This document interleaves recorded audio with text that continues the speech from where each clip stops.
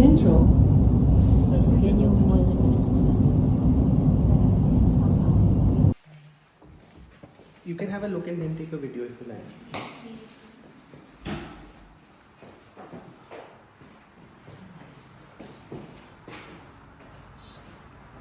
So this is the common washroom.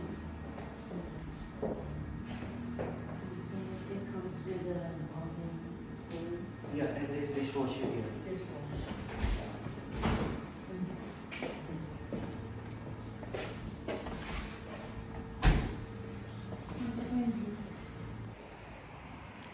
Okay, guys. It is May, anong date ngayon, Han?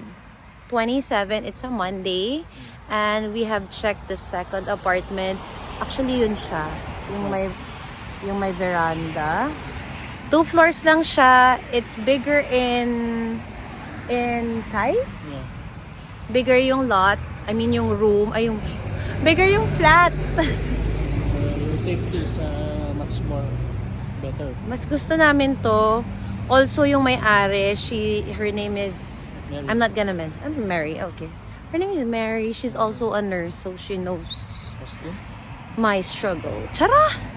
She knows where, yung profession ko, ganyan.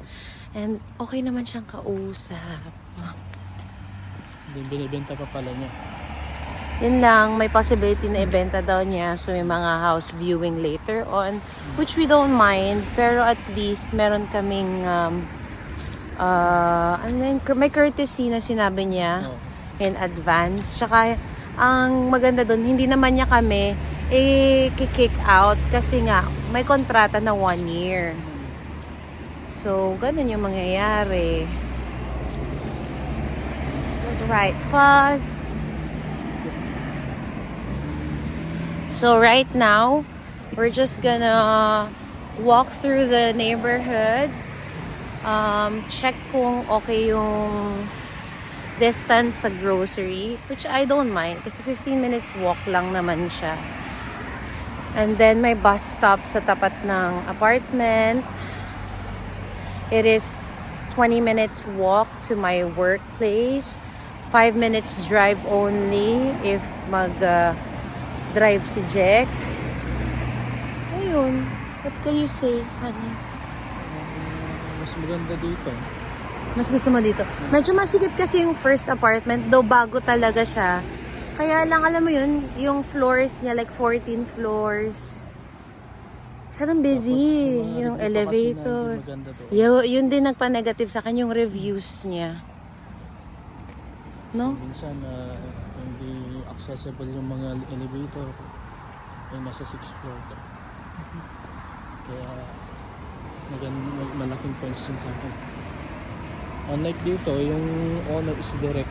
So, maayos ang kausap. Direct din naman doon. Oo, pero I think mas okay to kasi Australian. Yeah. Taga rito talaga to. So, alam mo talaga yung mga Yeah. Laws. kalakaran dito. Kalakaran. Tama.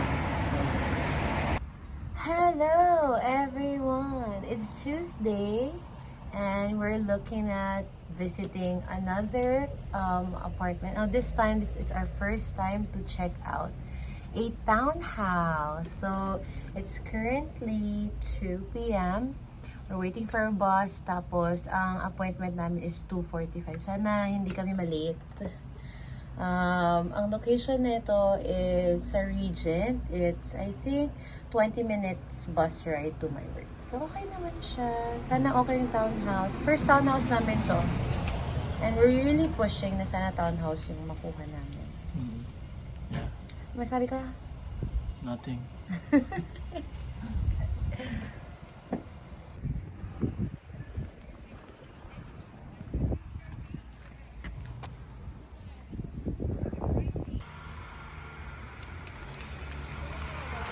Hello guys! Nandito na tayo sa pangatlong property na gusto namin i-check. It's our first townhouse na gusto i-check. Ang appointment namin is 2:45. So,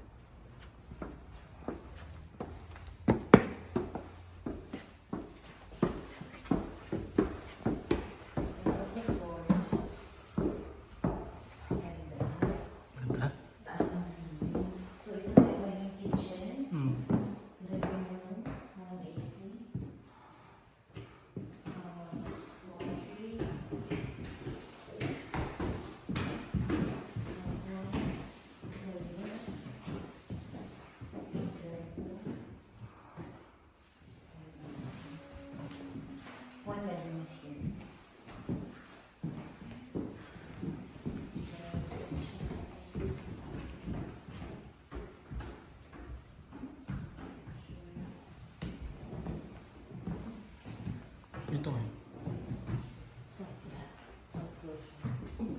Sa baba, check natin. So, one bedroom.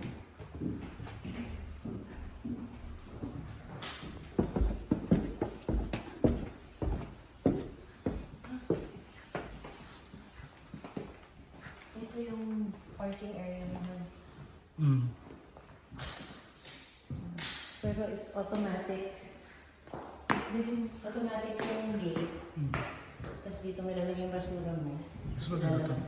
Ganda. Bago nilibuild yung townhouse. Tapos ito, full toilet. And then, another room. Yan, ikaw nalabas dyan. Pwede. Ito ano to? Ito yung cabin. Ang liit. Ito yung comment, di ba? Ha? Ito yung mga comment nila. Maliliit lang ito. Yung cabinet. Tsaka ito na lang. Ito na yung backyard mo. Wala ka talagang space for like...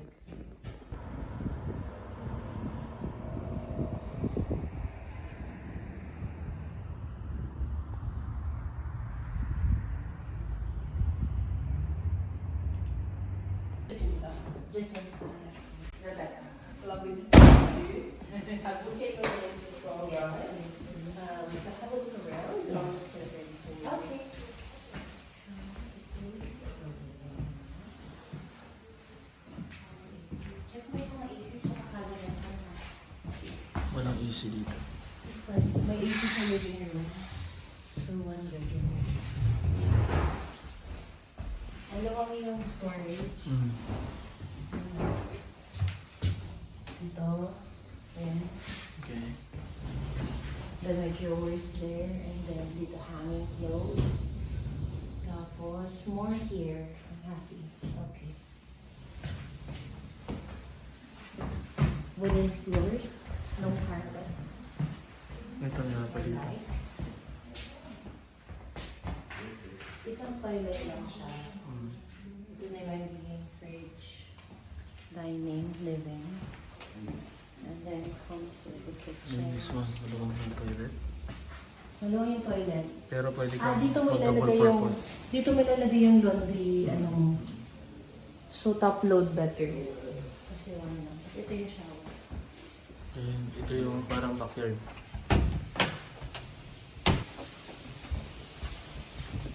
Oh, nice. Oh, I like it. Oh. Nagluwang. Oh, magaling pa ang ab ko. Barbecue.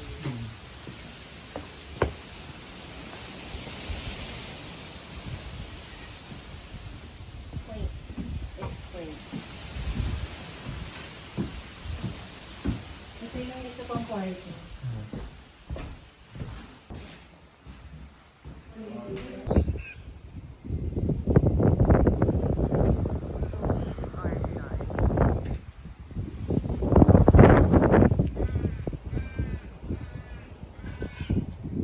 So what you can say about the house? This one. This I one. like it. It's quaint. Okay lang. Low maintenance siya. Gusto ko siya. Gusto ko lahat. Depende kung sinong tatanggap sa amin. Pero yun lang, magbabas ako ng 2 beses. 2 transfer ng bus. So yun lang yung main issue. Pero later on, pag may sasakyan naman, it's fine. 20 minutes drive, it's nothing. Okay. Happy.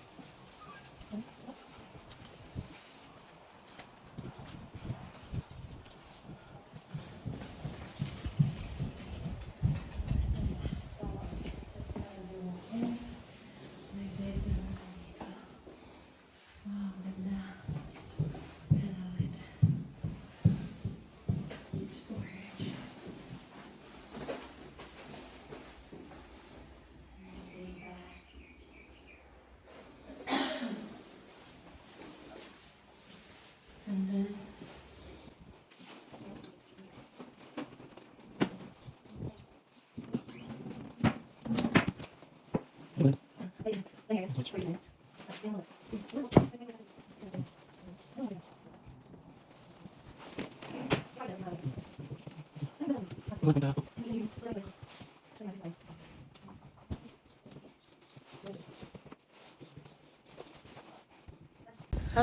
Hi guys! Anong araw ngayon?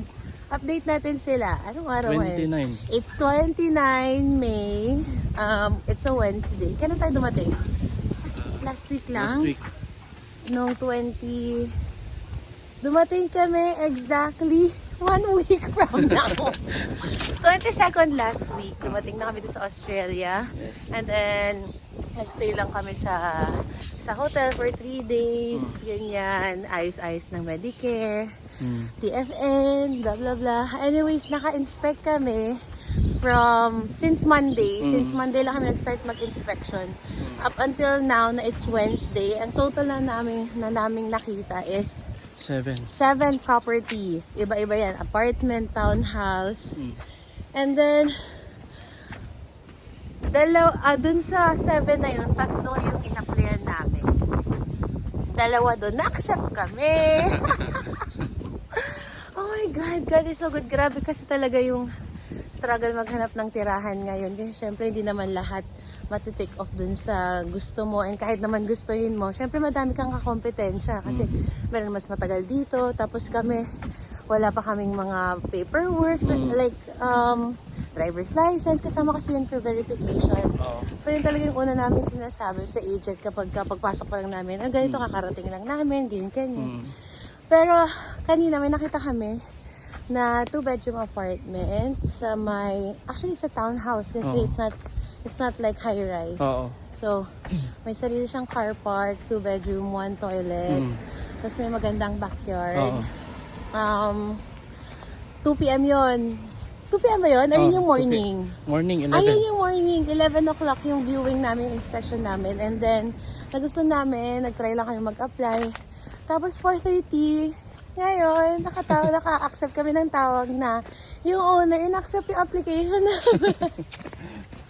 Super thankful kami. Grabe. Oh my gosh.